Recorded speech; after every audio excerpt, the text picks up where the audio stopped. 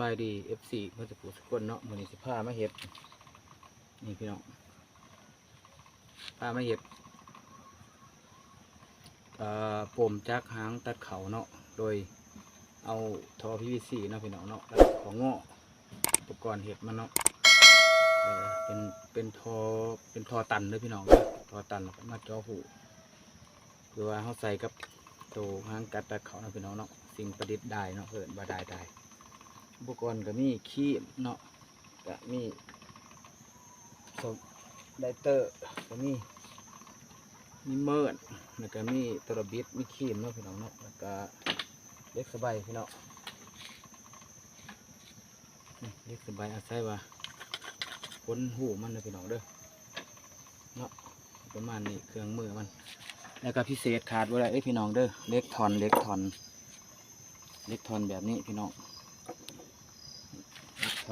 เล็กทอนแล้วก็ค้อนเนาะสีมาเห็ด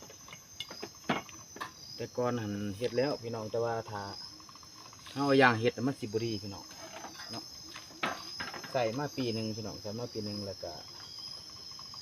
ไปเห็ดแบบไปดูดหน้าบริกองผู้ดีกับผู้ดีว่าตำเห็ดใส่มาได้ปีหนึ่งเลยพี่น้องแล้วก็แตกพี่น้องใบพัดแตกใบพัดมันสิประมาณนี้เอากาวติดใส่ได้ปีหนึ่งพี่น้องกาวแตกแก้มบานิสิมาเอาเล็กเห็ดพี่น้องด้วยพี่น้องด้วยตัวเกามาแทกขาเป็นตัดมันได้4 อันแล้วก็จอดพี่น้องไปเบิ่งในคลิปกันเลยพี่น้อง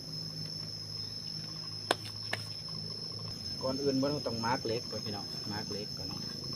มาร์กเล็กประมาณนี้พี่น้องเลยตัดวงกลมเพื่อเอาติดตัดเห็ดใบพัดมันเนาะ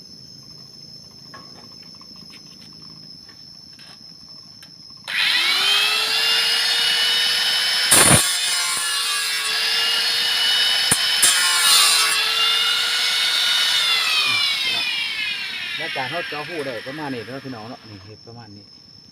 เจาะหูได้ประมาณนี้เพื่อเขาติดฟังน็อตเลยพี่น้องเลยฟังน็อตเลยจอดใส่หูเลยพี่น้อง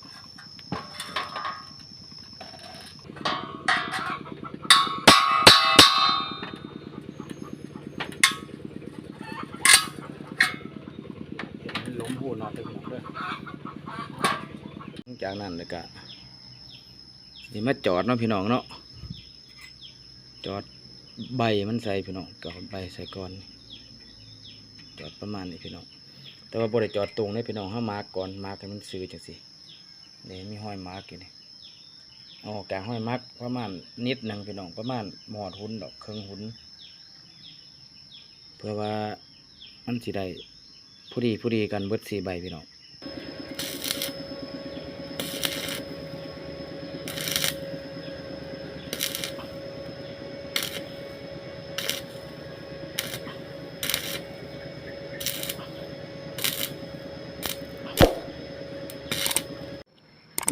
ใส่สำเร็จเลยพี่น้องเนาะเลยหลังจากเฮ็ดใบพัดแล้วก็สิประมาณนี้ด้วยพี่น้องเด้อหันเข้าไปทางไหนนี่พี่น้องนี่ทางไหนก็สิประมาณนี้พี่น้องแล้วก็เอาก็หันแบบนี้เข้าไปเลยนี่พี่น้อง